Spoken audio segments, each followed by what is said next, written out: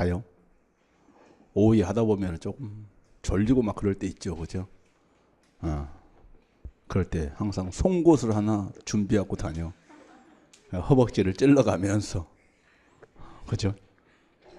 예전에 그런 거 많이 했었잖아. 어떤 사람이 앞에다가 책상물에 앉아서 공부하면서 앞에다가 송곳을 세워놓은 거예요.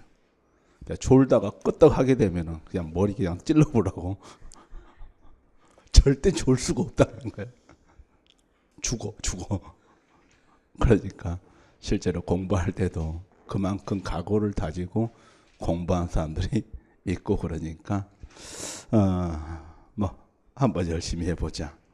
근데 수업 시간에 졸리는 거, 그러면 내가 졸고 싶은 의지대로 졸는 게 아니잖아요, 그죠? 결국 깜빡깜빡 할 때가 있는데, 그래도 그럴 때는 꼭 뭐 자꾸 자기 자신을 더 채찍을 해야 되겠죠. 근데 가끔은 졸는데 아예 졸겠다는 폼을 갖는 경우 있어요. 의자를 탁 뒤로 제끼고 앉아서 본다든가, 가끔은 턱을 댄다든가, 그죠? 가끔은 뭐 그런 어떤 자세가 취해지게 되면은 그것은 이제 조금 오히려 자세의 문제로 인해서 생길 수 있겠죠. 허리를 꼿꼿하게 펴시고 하시기 바랍니다. 자, 교재 215페이지 정책 의제 설정이론 돼 있는데, 먼저 무사 결정하는 문제가요, 한 10문제 이상이 돼요. 그러니까 1번부터 시작해야죠. 무사 결정하는 것이 219페이지 13번까지. 그다음 엘리트론과 다운론 내용들이 또 문제 쭉 들어있어요. 그다음 정책 네트워크 이론하는 문제가 쭉 들어있죠.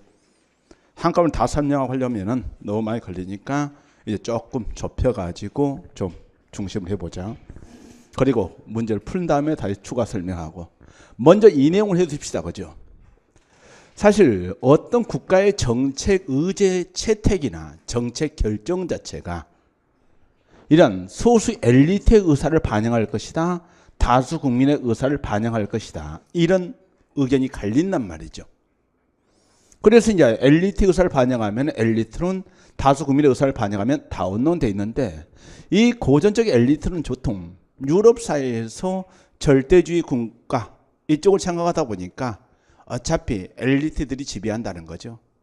거기에 이제 대표적인 사람이 고전적 엘리트였으니까 한 미모한다 해서 무슨 파요? 미모파라고 했죠, 그죠? 그러니까 미첼스, 모스카, 파레토 돼 있는데, 이런 미첼스의 과도의 철치, 또 파레토의 엘리트 순환론 하면서 28 법칙 돼 있는데, 결국 상위 20%가 결국 지배한다 이 말입니다. 쉽게는요. 그때 미국 사회는 이런 어떤 민주주의를, 그죠, 토대로 만들어진 국가로서 다수 국민의 의사를 골고루 반영하고 있다는 것이 벤틀리 트루만인데, 여기에 이익집단론 돼 있죠, 그죠? 그러니까 세모난 사람, 네모난 사람, 동그라미 사람이 있을 텐데 그들이 이익단을 형성하고 욕을 하게 되면은 정부가 그런 욕을 중립적 입장에서 중재 조정할 것이다 했잖아요. 그러니까 다운론의 그림 자체는 꼭 어떻게 그렸습니까? 여기에 세모난 사람들, 네모난 사람들 이렇게 했는데, 그들이 뭘 형성할 것이다? 이런 어떤 이익집단을 형성할 것이다 했잖아요, 그죠? 이익집단을 형성할 것이다. 마찬가지로 이익집단을 형성하면 이럴 때 정부가 이런 내용들을 어떤 입장에서요? 중립적인 입장에서 바로 조정을 하고 중재를 할 것이다. 이렇게 했잖아요, 그죠? 거기에서 이제 개인이 중요합니까? 집단이 중요합니까? 돼 있는데, 개인은 직접적으로 정부에게 욕을 전달할 힘이 있어 없어? 없잖아요, 그죠? 집단성이 중시되는 것이 이런 어떤 다운론이 되는데, 대신 벤틀리 트루만 이런 쪽은 잠재 이익단 이론요. 잠자고 있는 이익단, 현재 활동하지 않는 이익단의 이익도 반영해 줄 것이다. 그게 이제 다수 국민의 의사도 반영해 줄 것이다 이거죠. 그 다음에 왜? 중복성원 이론도 있는데, 바로 여러 가지 집단에 소속되어 있기 때문에 한쪽 편만 들지는 않을 것이다. 이런 게 이제 주장인 거예요, 주장. 그럼 이런 주장이 나오니까 실제 증명을 해봅시다 해서 나온 것이 실증 연구이다 이거죠. 실제 증명입니다. 하면서 이제 처음에 50년대 밀지정군 현명화지 돼 있는데, 밀스 지휘접근법 전국청 군산복합체 하면서 중요 정책 이들이 결정하더라는 거죠. 애틀란타 시에 가면은요, 헌터는 명서 접근을 통해서 지역 사회에서 엘리트들이 정하더라 이거죠. 그러니까 밀지정군 현명화지 기억했죠. 밀스의 지휘접근법, 헌터의 명성적이요. 대신 다라는 사람은 달 해서요. 마찬가지 다 얻는 시각으로 얘기했었는데 선거가 결합되면서 민주주의 체제에서는 다수 국민의 의사를 반영하더라 했죠. 그런데 여기에서 이제 바로 비판적 입장을 취한 사람이 누구라겠습니까? 이런 사실상 이거 이제 바로 어떤 고지 엘리트론 시각이죠. 그러니까 주장을 했고 증명을 했고요. 밑에 고지 다 얻는 시각도 있는데 바로 이런 주장을 했고 증명을 했고 이 말입니다. 그때 이제 신 엘리트론과 신 다운론이 나오잖아요. 그럼 이 신 엘리트론 나오는데 신 엘리트론은 바흐라 바라치에서 느낌 자체가 음산하다겠죠? 바흐라 바라치에서 흐흐했잖아요. 그죠? 그러면서 권력의 두 얼굴이 있는데 밝은 얼굴은 국민 앞에서 의원들이 국회의원이 하는 이야기요. 그죠? 그럼 그런 내용을 보면 대부분 이런 국회에서 결정되고 이런 걸 보니까 국민을 위한 것 같다는 거야. 그만한 경제 성장을 위해서 국회에서 어떤 뭐 금리와 관련된 내용들 정책 결정하면 국민을 위한 것 같죠. 그죠? 근데 1970년대에 보니까 이런 어떤 환경 문제라든가 복지 문제라든가 노동 처우 개선이라든가 이런 문제는 아예 논의가 안 되고 있더라는 거죠. 그럼 왜 그 논의가 안 되느냐 이거잖아요. 그죠? 그러니까 권력 엘리트들이 그런 문제는 아예 논의되지 못하도록 싹을 잘라버린단 말이죠. 그 언론에 나오지 못하도록 막아버리고요. 그죠? 언론 통제 우리 잘 알잖아요. 그러면서 우리는요, 보통 오면 여러분들이 사람들이요, 굉장히 나도 모르는 사이에 굉장히 뭐 되겠습니까? 사람이 세뇌되는 거예요.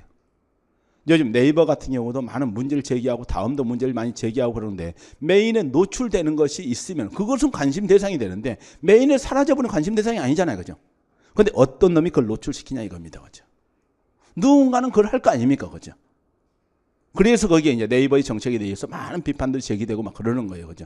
근데 구글 같은 경우에는 어떤 뉴스나 이런 쪽에 대해서 댓글이 있어 없어? 없잖아요. 그죠?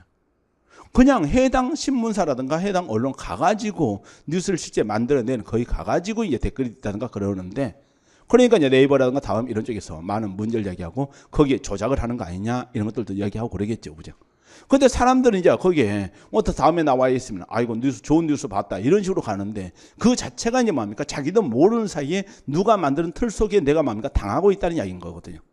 그러면서 어떤 문제는 자꾸 숨겨버리기 때문에 논의될 수 있다 없다? 없다. 이렇게 보는 것이죠.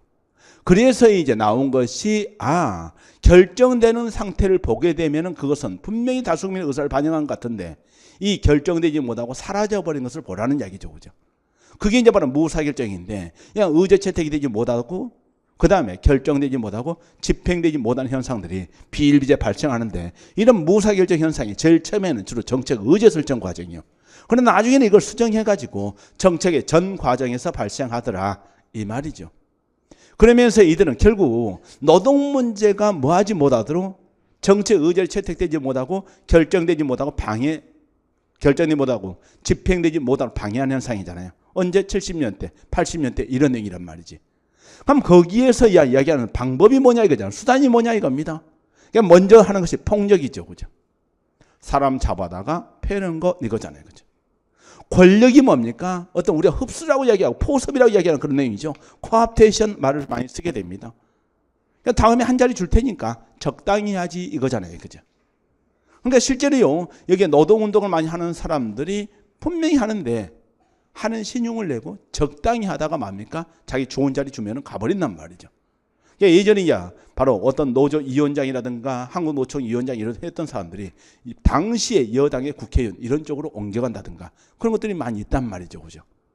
그러니까 거기에서 이제 이야기를 하는 것이죠. 지금 뭐 여러 가지 어떤 각 당의 뭐 지금도 원내총무나 이런 거 하는 사람 보게 되면 노동운동 출신자들도 있고 막 그러거든요. 그러니까 거기에서 이제 이런 어떤 흡수돼 있고요. 편견에 동원돼 있는데 이 의미를 잘 알아야 되죠. 근데 지배적 규범을 동원한다는 거죠. 그러니까 우리가 이제 가끔 사람들한테 당연히 받아들이는 게 있잖아요. 그죠? 파이를 키울 시기지 나눠 먹을 시기가 아니다. 하면서 파이를 키우면 어차피 다 좋아진다. 이거잖아요. 그죠? 근데 나는 그 이야기를 몇 년 동안 거의 30년 이상은 내가 사회에 대해 관심을 갖기 시작한 시간부터는 계속 그런 얘기를 들어왔단 말이죠. 언제 나눠 먹을 건데 이거잖아요. 그죠? 그러니까 국민소득이 77년에 뭡니까? $1,000 시대에도 키울 시기이고 지금 27,000달러에 왔는데도 뭡니까? 여전히 키울 시기이고 언제 줄 건데 이거잖아요. 그죠? 그런 내용들이 이제 편견의 동원이라고 보는 것이고 지배적 규범을 동원한다 이런 말인 겁니다. 그죠?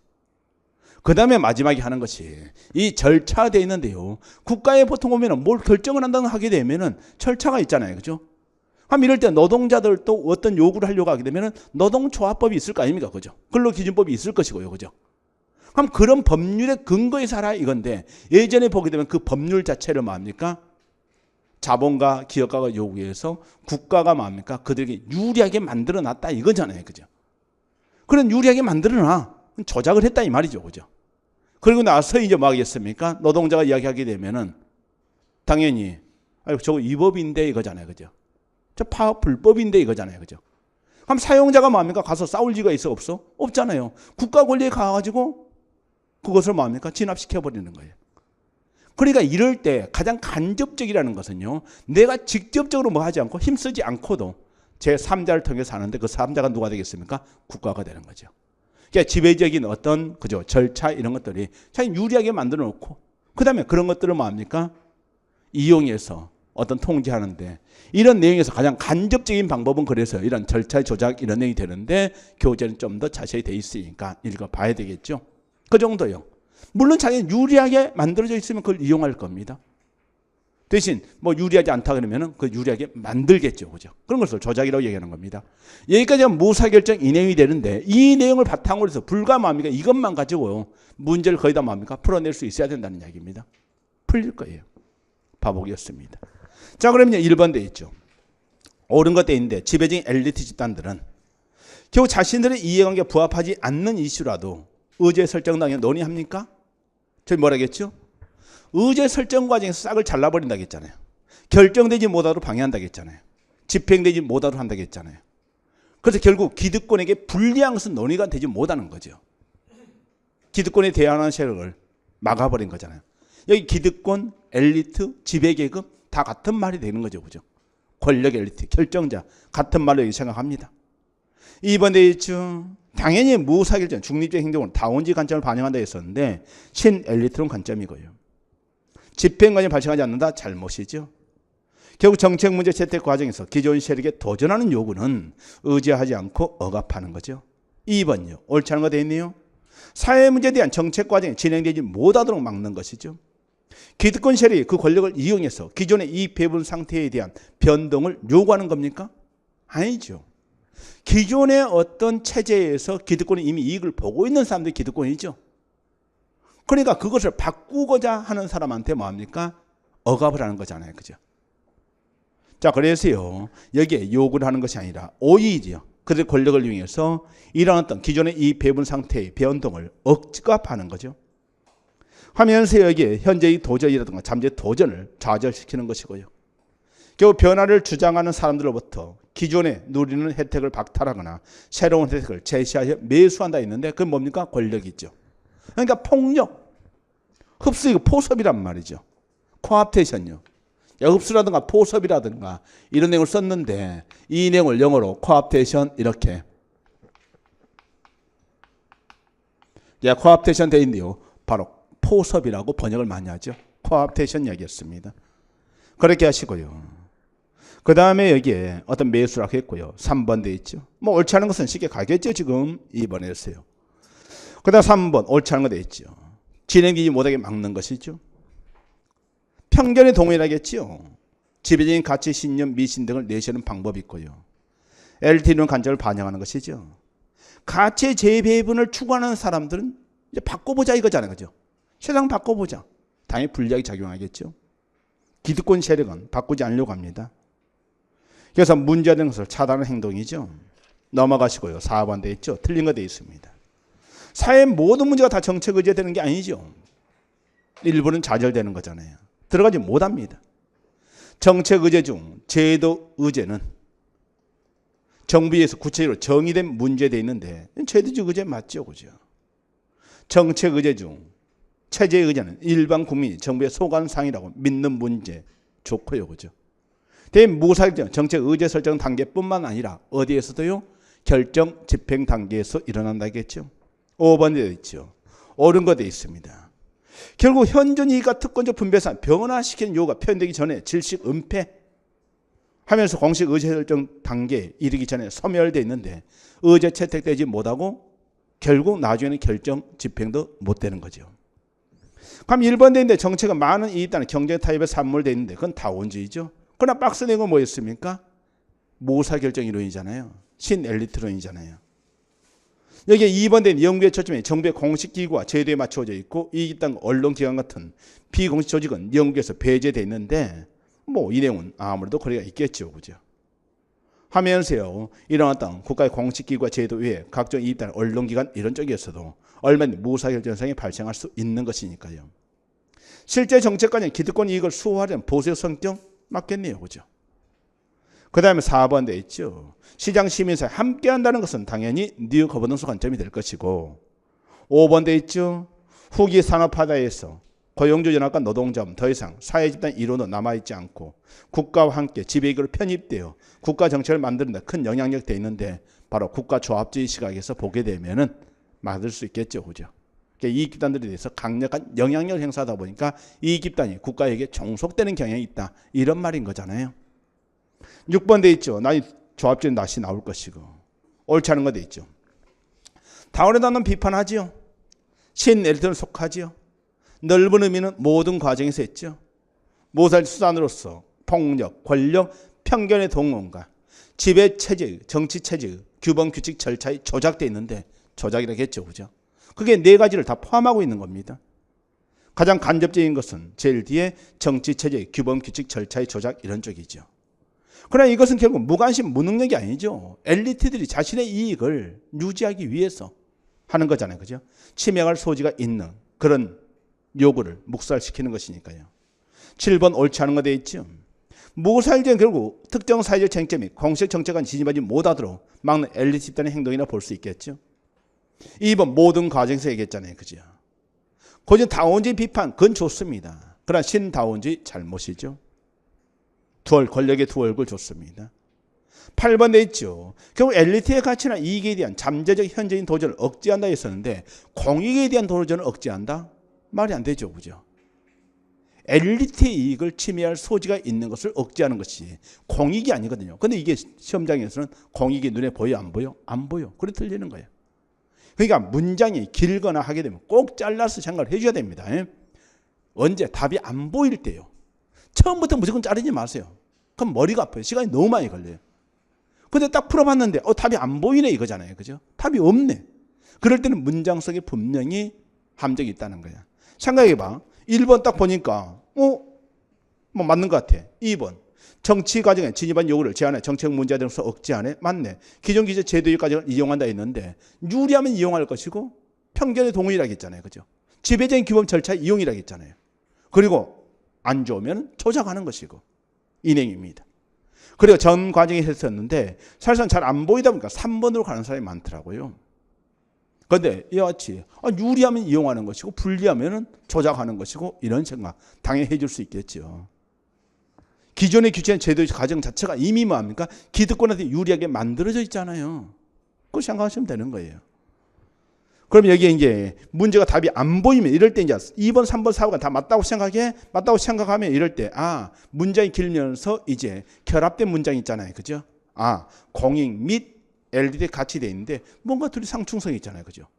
엘리트의 이익을 침해한다는 것과 공익을 침해한다는 것은 상충성이 있단 말이지. 그냥 공익이 아니죠. 9번 돼 있죠. 결국은요.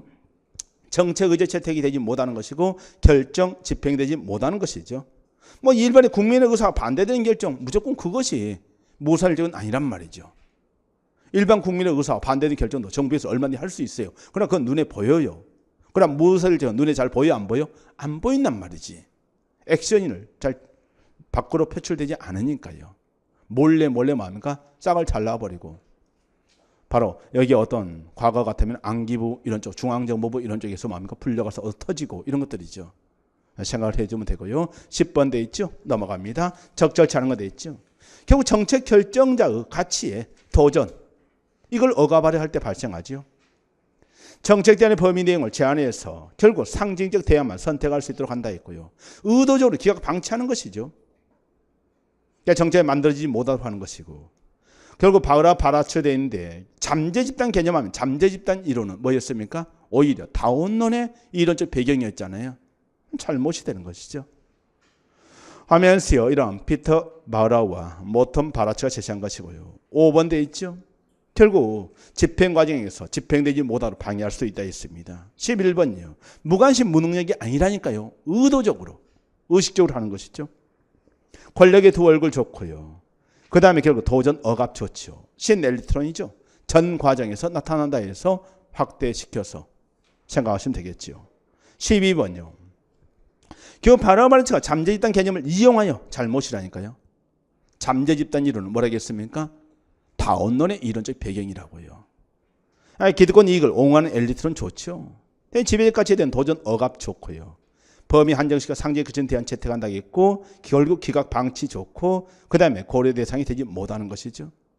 13번 돼 있죠. 옳지 않은 거 돼 있는데 폭력과 테러에 사용되지 않는다? 뭐 잘못이네요.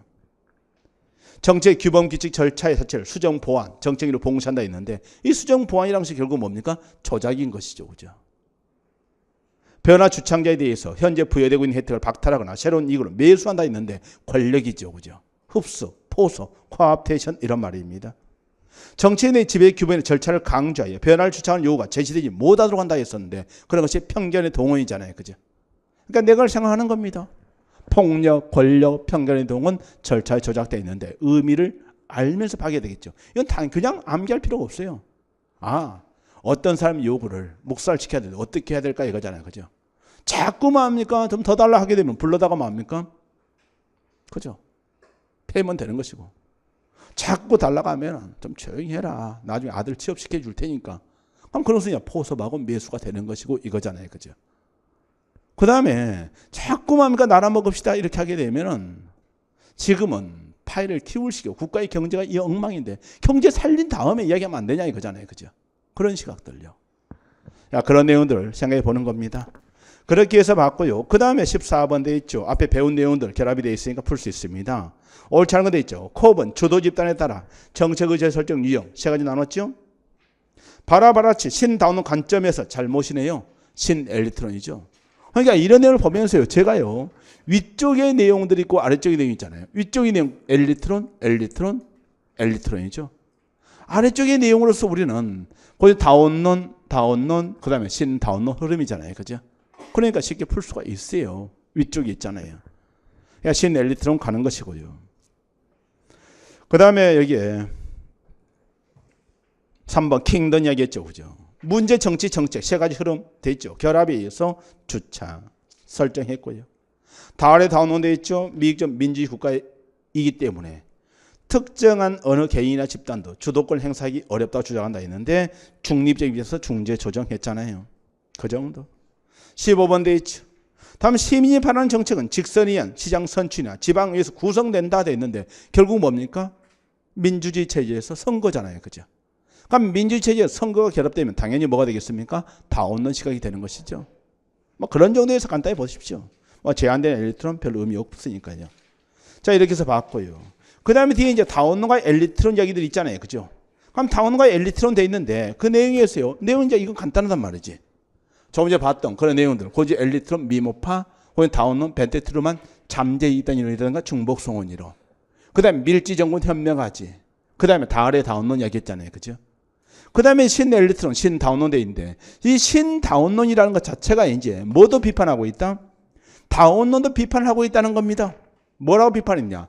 정부를 자꾸 중립이라고 하는데 정부는 절대 중립이 아닐 수 있다. 왜 중립이 아닐 수 있느냐? 이런 생각을 하는 거죠.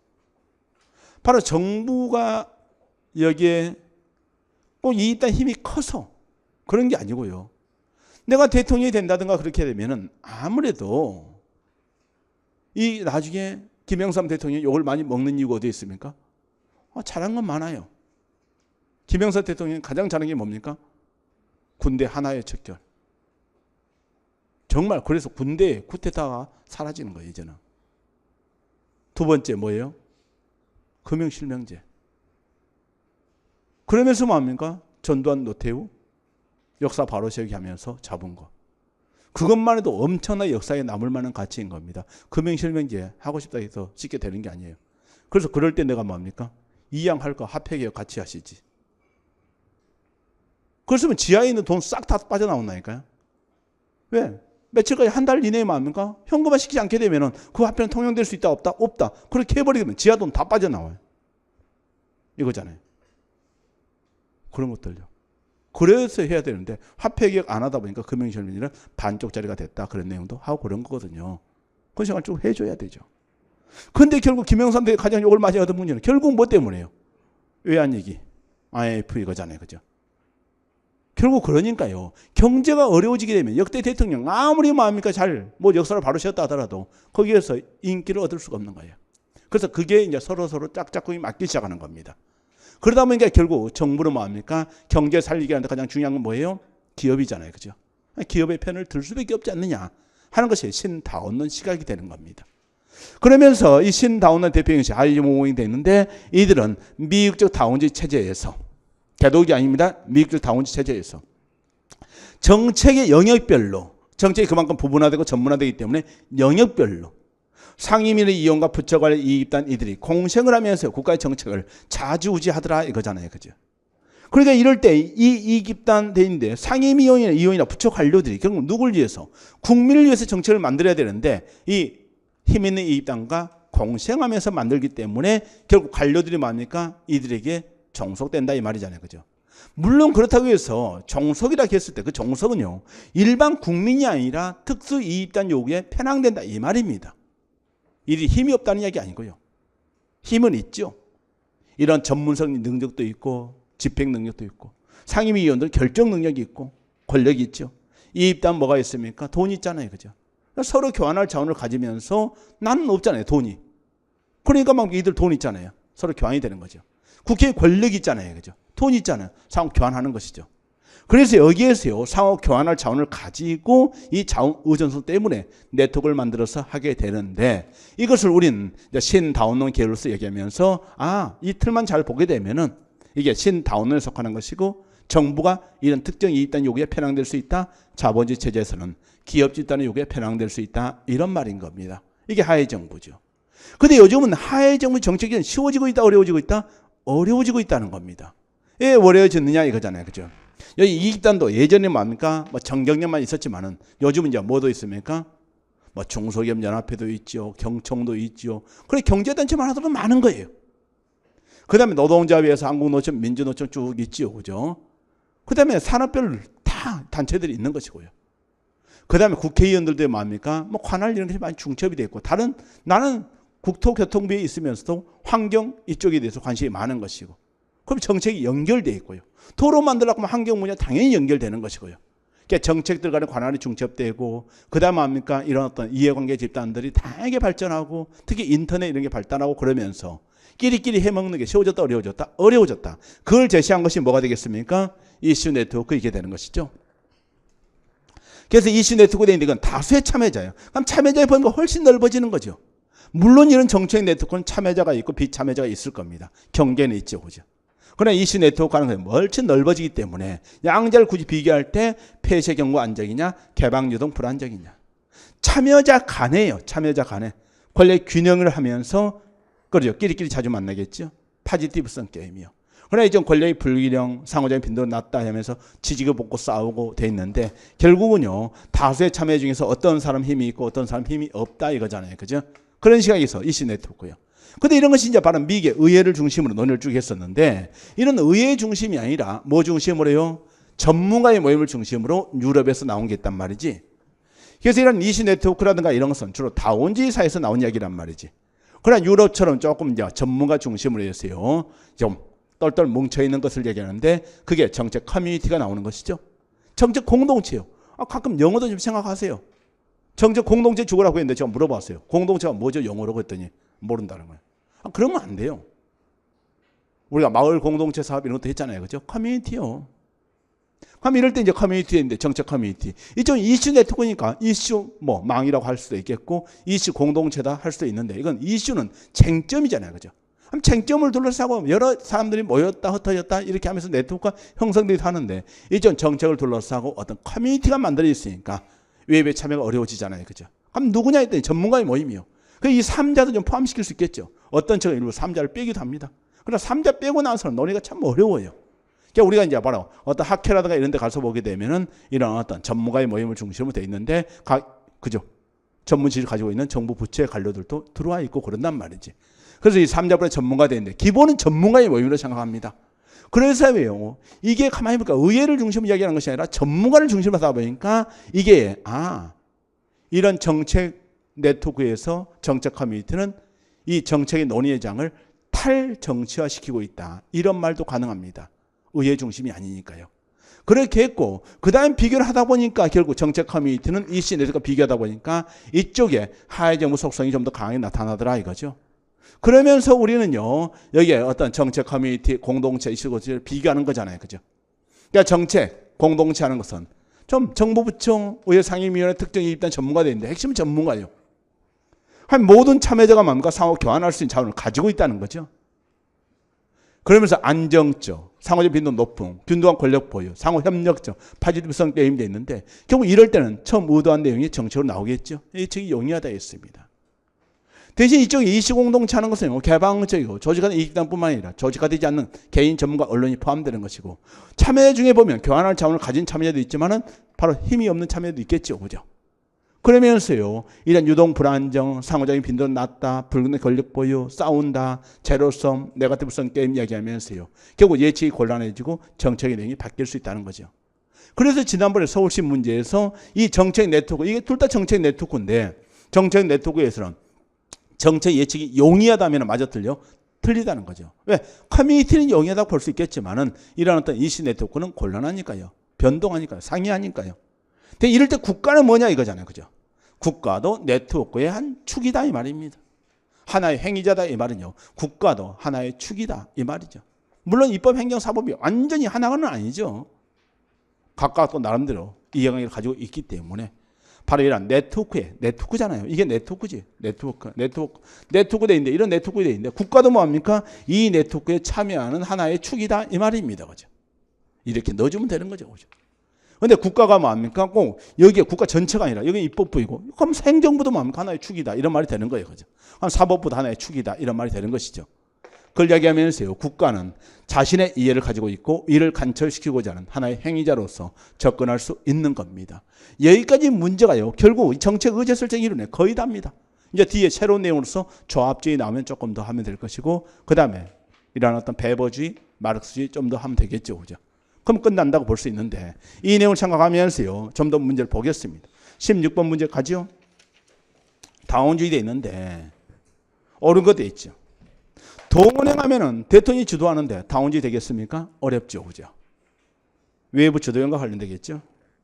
사법부 역할이 미미합니까? 다원주의, 민주주의 체제잖아요. 그럼 이럴 때 상권분리 바탕으로 해서 사법부도 당연히 정책에 대한 해석을 하겠죠. 그죠?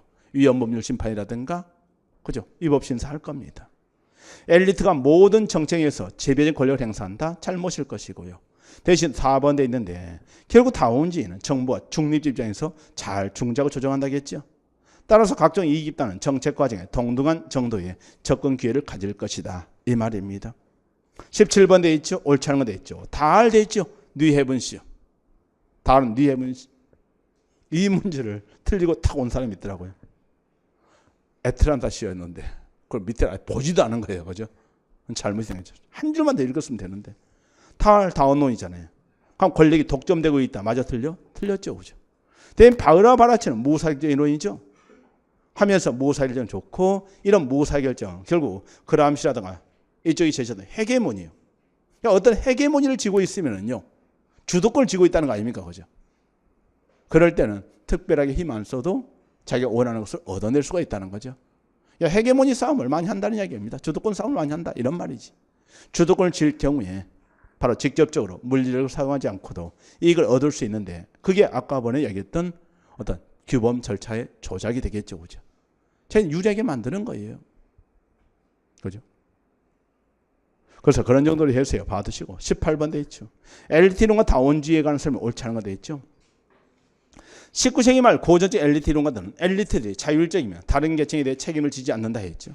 뭐 지금 현재도 마찬가지 엘리트론 같으면 그런 맥락이 있겠지요. 그 다음에 밀수돼 있죠. 밀지 정군 현명하지 했는데 집의 엘리트들이 당연히 공통의 사회적 배경과 이념 상호 관련된 이해관계를 공유하고 있다.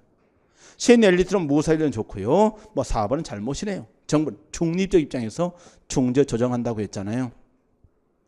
5번 신 다운로드 돼 있죠. 하면서 어차피 경쟁 좋습니다. 근데 여기에서 사회 존재하는 이익단들 간의 정치이익의 균형과 조정이 민주주의의 핵심 동력으로 작용한다. 이 말을 썼는데 다만요. 여기에서 정부는 약간 뭐 될 수 있다? 편향될 수 있다 했잖아요. 그죠? 여기에 이제 균형이라는 것은 어떤 완전히 중립이다 그런 말이 아니죠. 정부가 약간 편향되지만은 그래도 뭐합니까? 약간 한쪽이 좀 유리하고 한쪽 불리한데도 그게 이제 어느 정도 균형을 유지하고 있다 이 말인 겁니다. 그죠? 균형이라는 것은 완전히 여기에 균형이라는 것은 중립이다 그런 말이 아니고요. 18번 내용에서요. 정답하는 것은 뭐 쉽게 정답은 4번 갈 것이고 19번 돼 있죠. 사이먼의 의사결정은 뜻이 뭡니까? 의사결정할 때 우리는 모든 문제를 다 다룰 수 있다 없다? 없다. 왜? 인지 능력의 한계가 있으니까요. 주의 집중의 한계가 있으니까 이 말이죠. 그걸 생각합니다. 자, 그래서 주의 집중의 한계를 쓰고 있는 것이 기억이 있죠. 체제 이론 돼 있죠.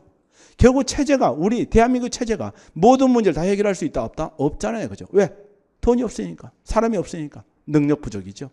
그러니까 체제의 능력의 부족 때문에 문지기가 일부 문제만 진입시킨다 했는데 여기에 문지기는 뭐 대통령이라든가 장관 이런 힘 있는 권력자를 얘기하겠죠. 그래서 문지기가 선호하는 문제가 정책의 채택되어 있고요. 다원주의 되어 있죠. 뭐 다수국민 무사결기론 신엘리트론 시각에서 보게 되면 간단할 겁니다. 그러니까 엘리트에게 불리한 의제는 채택될 수 있다 없다? 없다 이런 말이지. 20번 돼 있죠. 옳지 않은 거 돼 있습니다. 사이먼은 의사결정론은 돼 있죠. 수없이 많은 사회 문제들 중 일부 문제가 정부의 정책 의지에 진입하는데 그럼 왜 A는 진입하고 B는 진입하지 못합니까? 이거잖아요. 그죠? 그건 설명을 했다 못했다? 그건 못했다는 거야. 그게 바로 특정 문제가 정책 문제 채택되고 다른 문제 제외되는가 이에 대한 설명에는 한계가 있더라는 거죠. 무사결정론 돼 있죠. 진행되지 못하는 막는 행동이죠. 엘리트론 관점을 반영하는 것이고요. 체제 이론 돼 있죠. 체제 능력을 과시하기 위해서 다수의 사회 문제를 채택합니까? 체제 능력이 한계가 있다고 했잖아요. 모든 문제를 해결할 수 있다 없다? 없다 했잖아요. 그래서 문지기가 제안하는 것이죠. 그 다음에 다원론 돼 있죠. 어떤 사회 문제에 고통을 받고 있는 집단이 있으면 그들의 지지를 필요로 하는 누군가에 의해서 그 사회는 정책 문제 채택된다. 그러니까 이런 의도적으로 안 된다. 그러면 그 엘리트론, 신엘리트론이잖아요. 그죠? 그러나 이것은 된다고 했잖아요. 그죠? 어떤 사회 문제든지 정부의 정책을 진입할 수 있다. 이런 말이거든요. 그런 시각으로서 옳지 않은 것도 있는데 뭐 그 내용은 이런 어떤 다운로드에서 맞고요. 근데 21번 돼 있죠. 하해정부 좋습니다. 그럼 하해정부 하게 되면은 저번에 설명을 했듯이 하해정부는 뭐였어요? 네, 한 번 더 봐봅니다. 하해정부. 결국 국방정책에 대해서는 누가 결정한다는 겁니까? 국방위원회 이용과 국방부 관료가 그 다음에 무기업체 이들이 공시하면서 결정을 하고 끝낸다는 거죠. 그 말은요. 외부에 있는 다른 집단들은 여기에 대해서 영향이 행사할 수 있다 없다? 없다는 거죠. 그죠? 그걸 뭐라고 하겠습니까? 자율적으로. 이런 말이 되는 겁니다. 그들이 외부의 이런 간섭과 제약을 받지 않고 끼리끼리 모여서 정책을 결정할 수 있다. 자율적이다. 이 말이죠. 그러니까 자율성 앉아서 높다 했죠. 폐쇄죠. 다른 이단 참여를 배제할 것이고요. 행정소반에 관심이 약하거나 영향이 적은 재인배 정책이 되어 있는데 재인배 정책은 누진세 이런 것들이 있는데 누진세 이율을 올리려면 국가 전체적으로 논의를 해야 되잖아요. 그죠? 특정 상임위에서 논의할 수 있는 게 아니라는 겁니다. 그래서 여기에 딱 한 글자만 빼면 되죠. 재분배를 뭐로 바꾼다? 분배로 바꾼다는 거죠. 그러니까 재분배 정책은 대통령이 큰 관심을 가지는 분야입니다.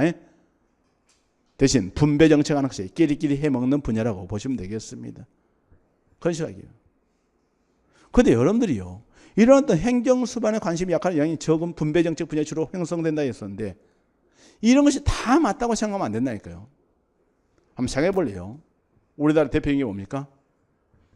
이명박 대통령 시절에 SOC 건설, 4대 정비사업. 그건 무슨 정책이에요? 분배 정책이죠.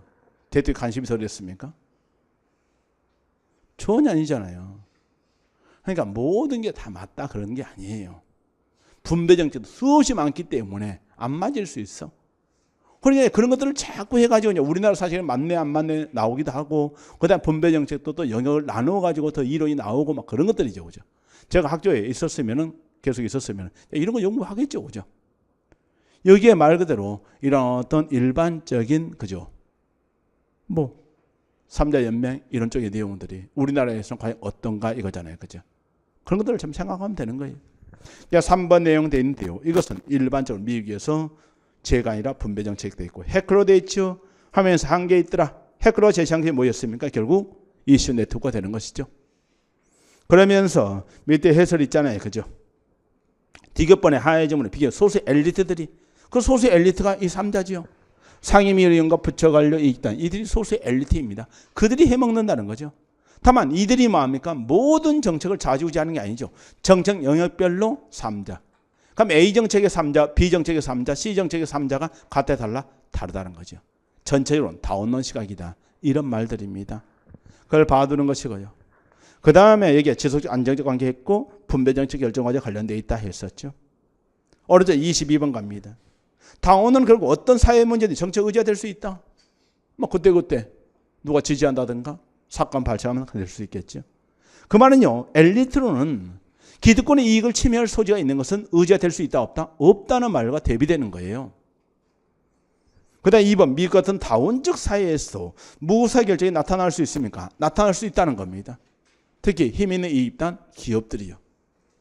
가끔 미국의 영화 이런 거 보게 되면 뭐합니까? 상임위로 정책을 결정하는데 누가 들어옵니까? 뭐 거대한 전력회사가 들어오잖아요. 그죠? 그러면서 우리가 이쪽에 뭐합니까? 무슨 전선 이것을 쭉 해갖고 고압전선이 나가는데 그 밑에 뭐합니까? 뭐 낙태 문제라든가 이런 것들 뭐 기형아 출산 문제가 심각한데 이거잖아요. 그죠? 그런 내용들 싹을 자르고 그런 것들도 일부 있거든요. 그런데 일단 기본적으로 이 끼리끼리 해 먹는 것을 이야기를 하게 되는 것이죠. 하면서 2번 돼 있는데 결국 다원적 사회에서도 이런 이익단 영역이 강하기 때문에 이익단 인하, 무살정 가능성이 크다는 거죠. 그 다음에 3번 돼 있죠. 당연합니다. 엘리트가 원하는 것만. 4번 돼 있죠. 체제의 능력이 한계 때문이라고요. 체제의 능력이 한계 때문이다. 이 말 썼죠. 그래서 다양성 때문이 아니고요. 체제의 능력상의 한계 때문에 발생한다 했습니다. 23번 이거 몇 번 나왔죠? 체집단 아래 되겠죠. 정당이 아니라 상임위원회 위원들요. 부처 관료들요. 그 다음에 이익집단 했습니다. 그 정도 받으시고 넘어가지요. 24번요. 옳은 것만을 모두 고른 건 돼 있죠. 이익단은 정치체제가 잠재이익단 이론과 중복해온 때문에 특수익에 치우치지 않는다 주장한다 했었는데 다운론이죠. 그죠? 이익단은 다운론입니다. 신다운주의는 자본주의 국가에서는 기업 집단의 특권적 지위가 현실의 정책 과정에서 나타난다고 보는 것이고요.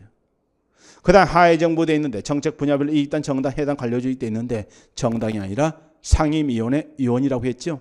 그 정도요. 25번요. 옳은 것은 모두 몇 개인가? 신엘리트론 좋지요? 바우라 바라치 좋습니다.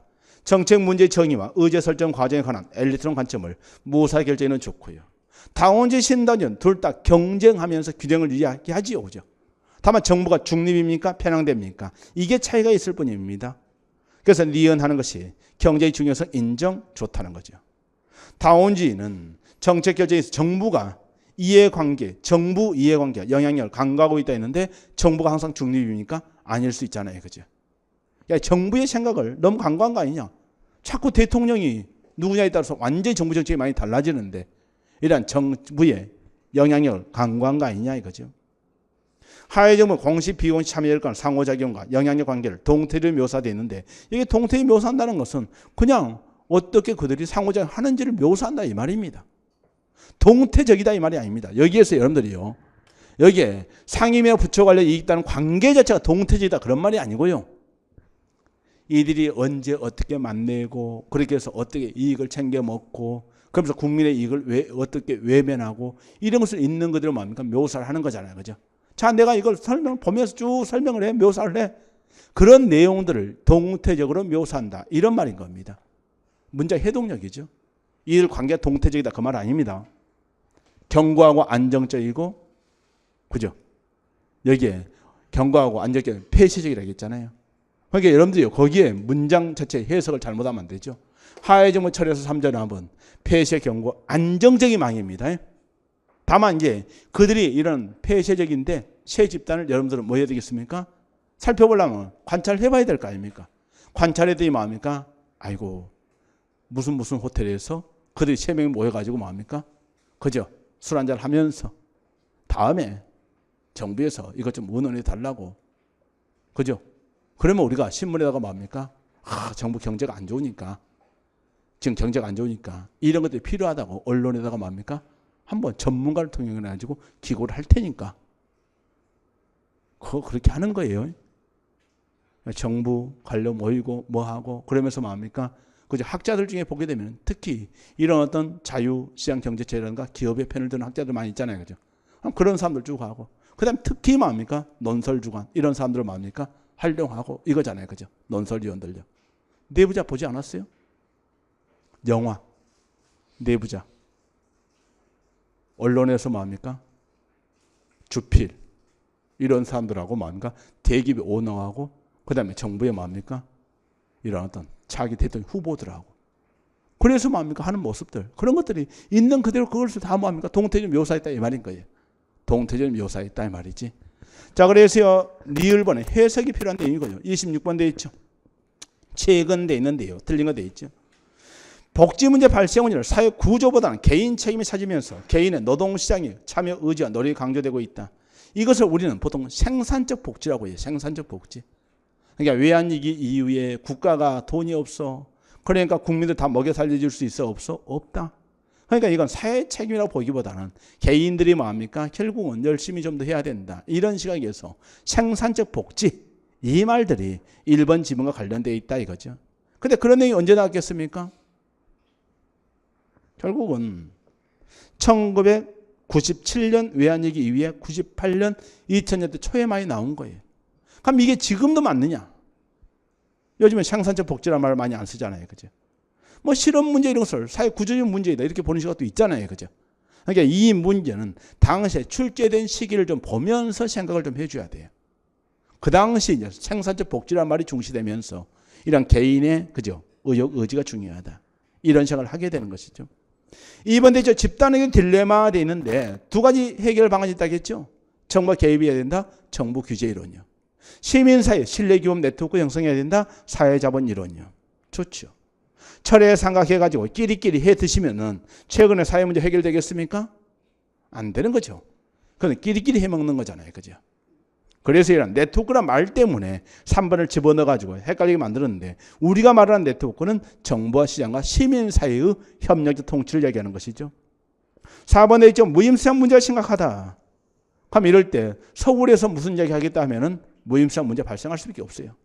그러나 시골에 마을 단위로서 하게 되면은 무임시장 문제가 발생하기 어렵다는 거죠. 왜? 한 30가구밖에 안 살아. 근데 오늘 동네 청소하자고 했어. 청소만 해놓게 되면 마음과 동네 깨끗해. 다 좋아. 낙취도 없어져. 근데 이번 오늘 개똥이네는 안 나왔대. 바로 알잖아요. 그죠?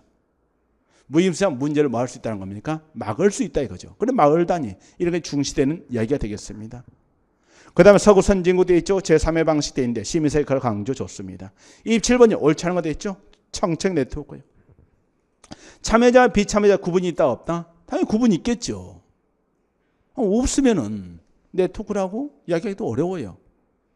참여자 비참여자 당연히 경계에 있는 겁니다. 시험 문제 2번 나왔습니다. 뒤에 나옵니다. 정책 형성뿐만 집행에서 설명. 하해정부 정책 공동체 정책 문제망 돼 있는데 하해정부 돼 있고 이걸 철회 삼각이라고 하죠.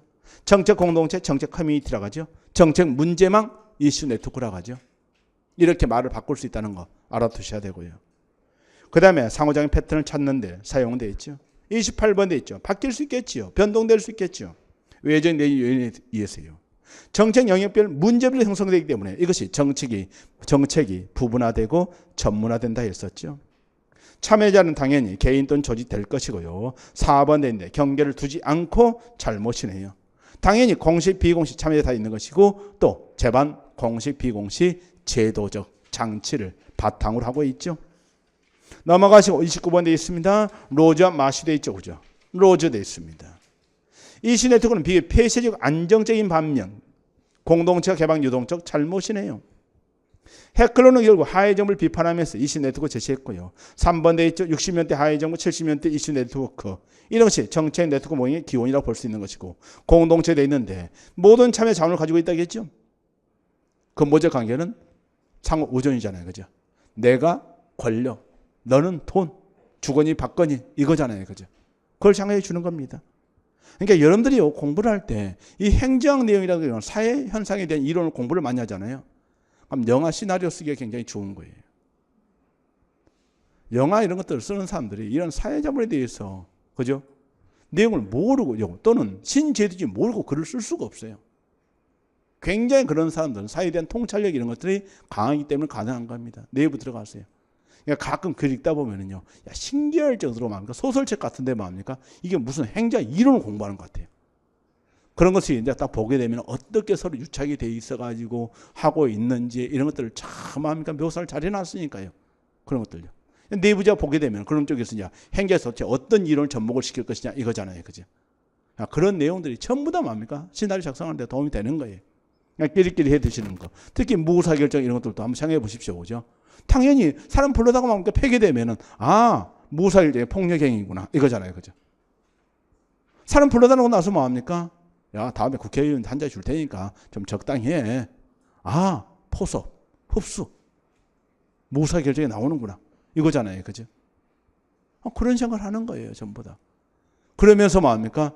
지배적인 규범 절차도 이용하는 것이고, 그 다음에 어떤 절차 조작도 하고 그러는데, 바로 여기에 어떤 노동자들이 뭐합니까? 영화 보면서 뭐합니까? 파업하고 뭐하고 그랬더니, 야, 이건 법 위반 아니냐?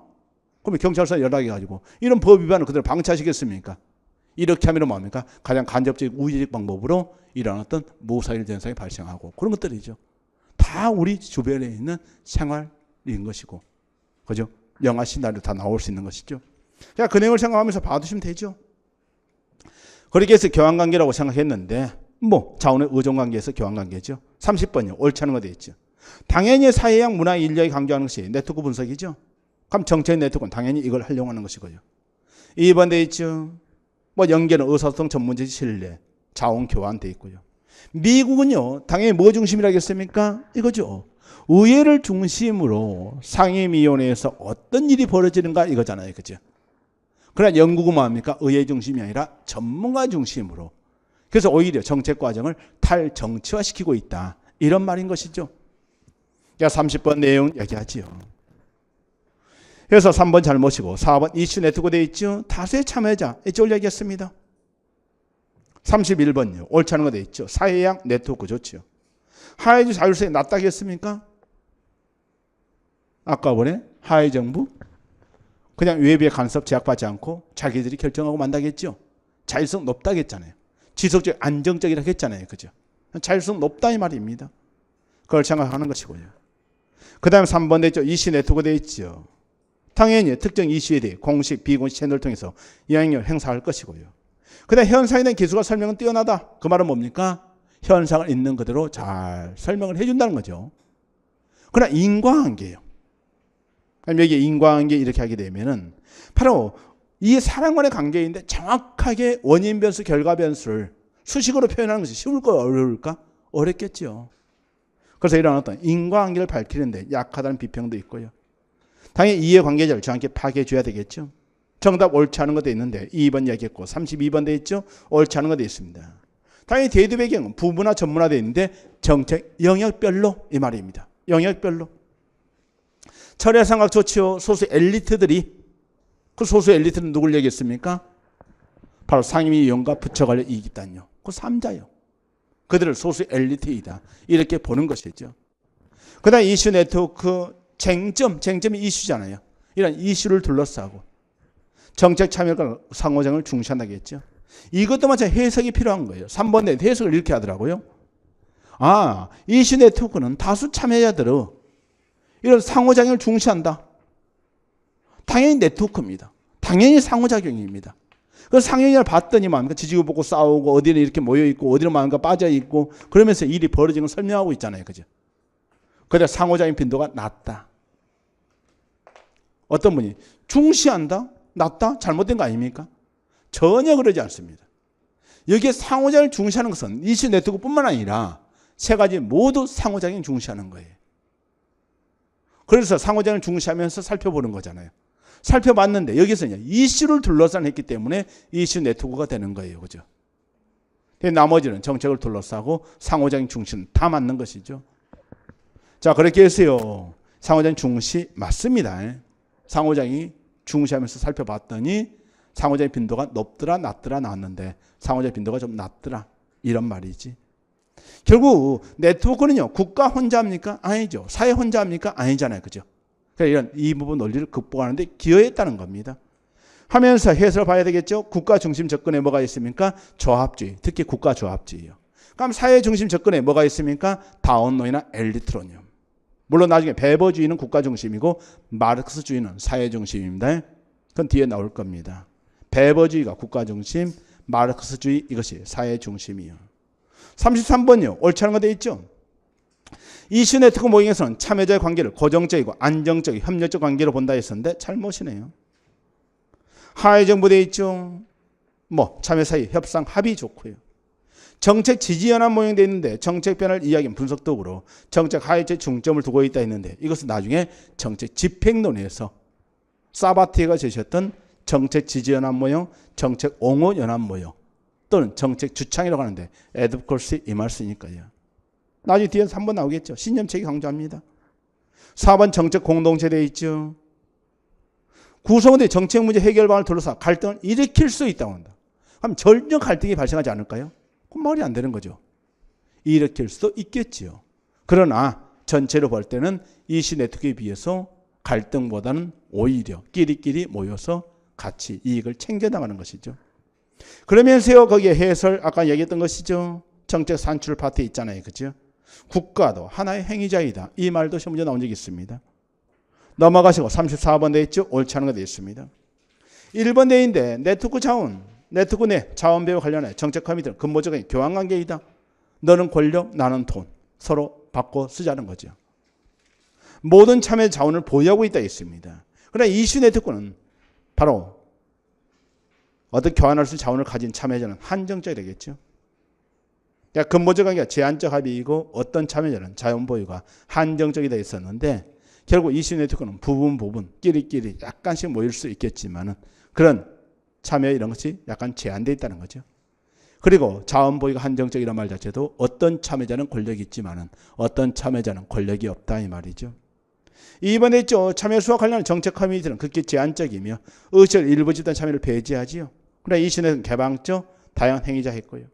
3번에 있죠. 정책 커뮤니티 경제 또는 전문 직업적 이익이 지배적이나 이슈 네트워크는 관련된 모든 이익이 망라될 것이고 범위 넓어진다 했습니다.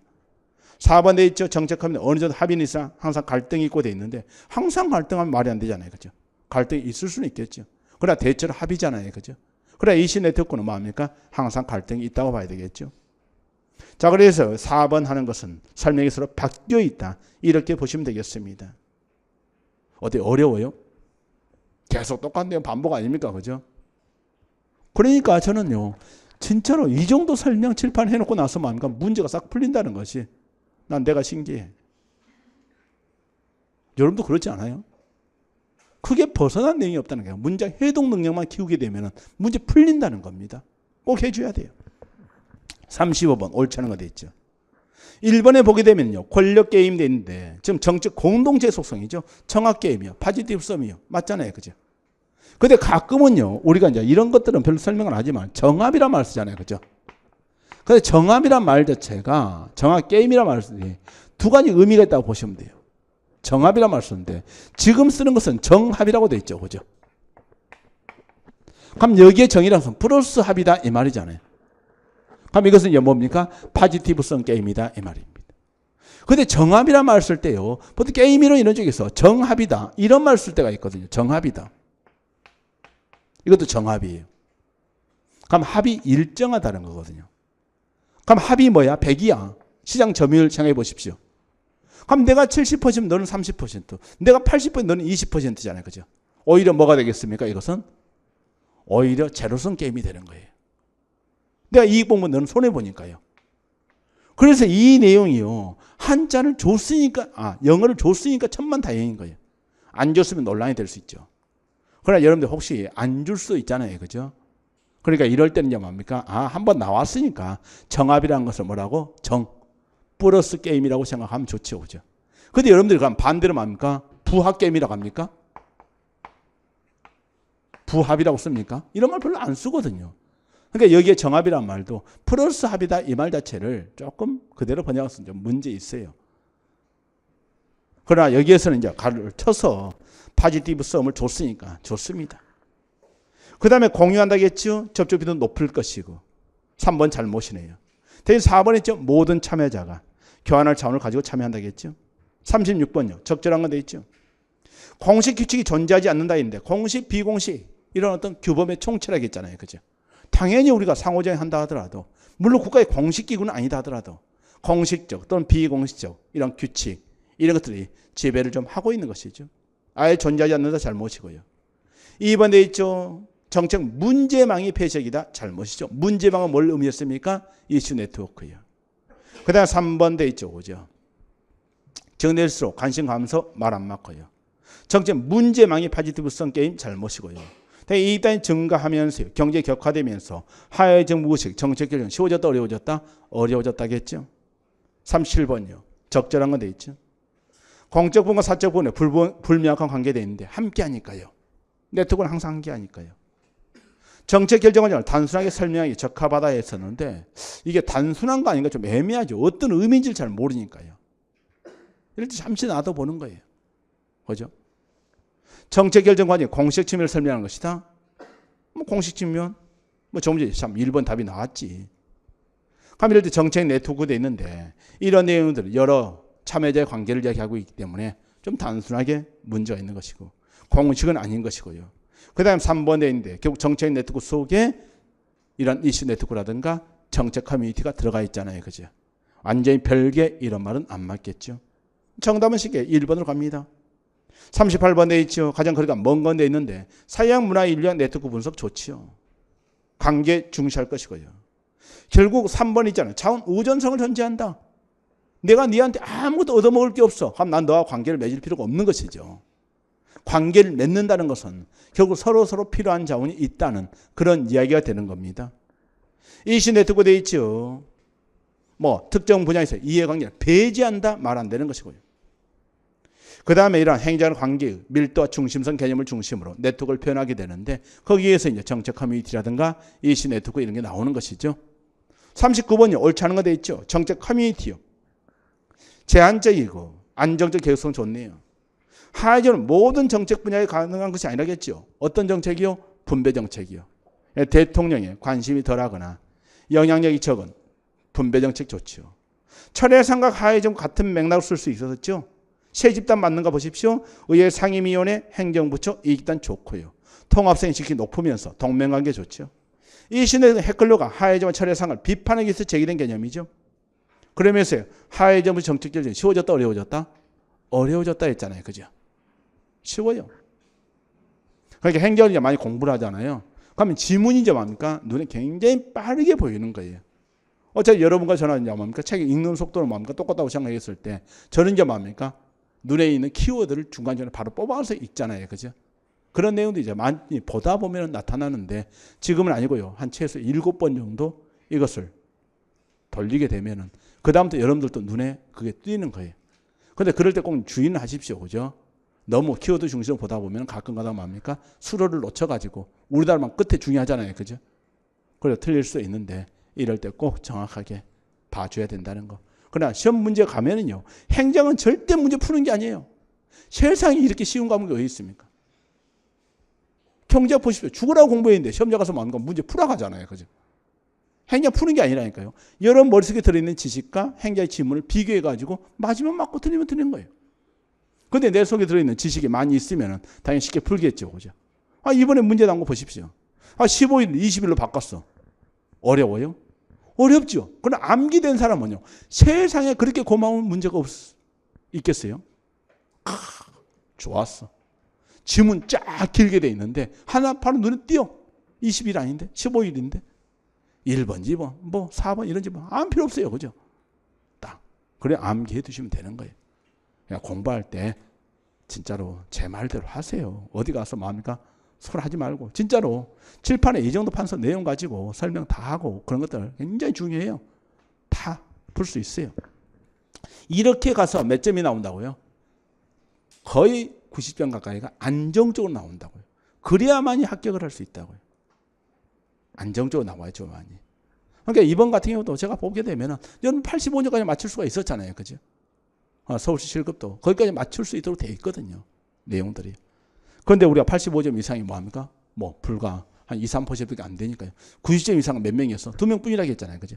거의 1000명 중에 2명이기 때문에 이것은 완전히 0.2%입니까? 이렇게. 그 상위권에 올라갈 수 있으면은 행작 덕분에 합격했다 이거잖아요. 그죠? 그 생각을 해주면 돼. 그렇게 해두시고요. 그 다음에 넘어가서 몇 개만 더 봅시다. 40번부터 있는데 정책 네트워크 부적절한 건 돼 있죠. 커뮤니티 이슈에서 총괄하지요.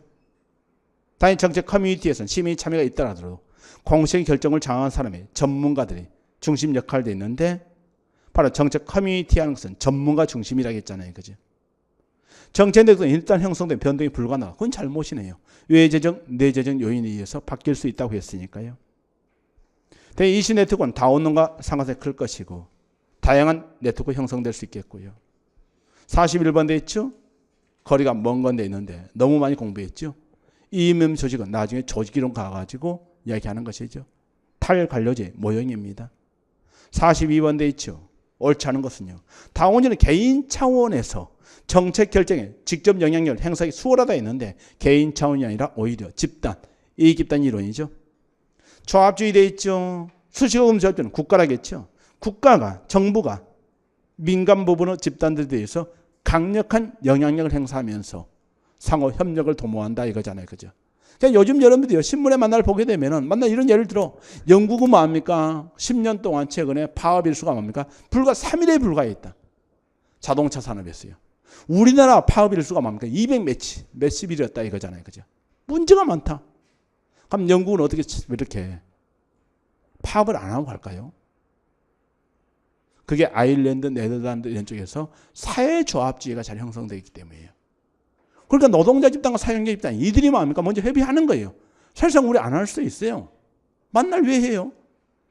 당연히 현대자동차에서 뭐 하면 되겠습니까? 앞으로 현대자동차의 모든 경영 내용들 투명하게 공개하겠다. 그럼 이익 발생하게 되면 이익 발생한 것이 무조건 몇 %를 뭐합니까? 노동자와 공유하겠다. 근데 니네들이 파업을 하지 않는다는 조건에서 기존의 요구보다 더 주겠다. 이런 거잖아요. 그죠? 삼성전자가 노동자업 없이 왜 지금까지 지내왔어요? 한 가지 불문율이 있어요. 업계 최고 대우해 줄게. 남들이 파업해가지고 죽어라 얻어먹잖아. 그럼 니네들은 거기에다가 플러스 더 줄게. 할 일이 없죠. 남들이 죽으라고 싸우고 해가지고 얻어내면은 삼성전자 뭡니까? 무조건 그 이상 주겠다는 겁니다. 그게 불문율로 거의 돼 있다 보니까요. 물론 하나하나 감시감독 있겠지만은요. 그런 생각들을 좀 해주는데 이 조합주의는 뒤에서 한번 나오겠죠. 그렇게 생각하시고. 그 다음에 3번에 있죠. 엘리트론 돼 있죠. 권력은 소수, 힘 있는 기관에게 있다 이 말입니다. 하위정부 돼 있죠. 철회 삼각대 있는데 3자 항상 맞는지 보십시오. 정부 관료 선출직 의원 이익단 좋죠. 정책 공동체 돼 있죠. 안정적 상호 우정관계를 유지하는 공동체 시각을 반영한다 했었는데 틀린 것은 결국 개인이 아니라 집단 이렇게 한 것이죠. 43번 조합주의 돼 있는데요. 잠깐 쉬었다가 계속하겠습니다.